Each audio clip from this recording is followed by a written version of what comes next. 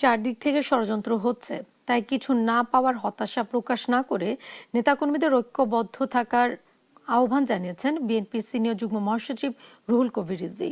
মঙ্গলবার সকালে নয়াপল্টনে যুবদলের সাবেক সহসভাপতি জাকির হোসেন নান্নুর রুহের মাগফিরাত কামনায় দোয়া মাহফিলে একথা বলেন তিনি। জিয়াউর রহমানের হত্যাকারী আন্তর্জাতিক আর দেশীয় আশ্রয়ে ছিল জানিয়ে রিজভী বলেন, এই ঘাতক গেল ৪৫ বছর কিভাবে পলাতক ছিল তা নিয়ে জনমনে প্রশ্ন আছে। তো এই জন্য কোনো হতাশার কিছু নেই। চক্রান্ত ষড়যন্ত্র চারিদিক থেকে আসবে। আমি যে কথাটা বলছিলাম যে ৪৫ বছর ওই লোক কোথায় ছিল, মেজর মুজাফফর কিভাবে আসতে পারল?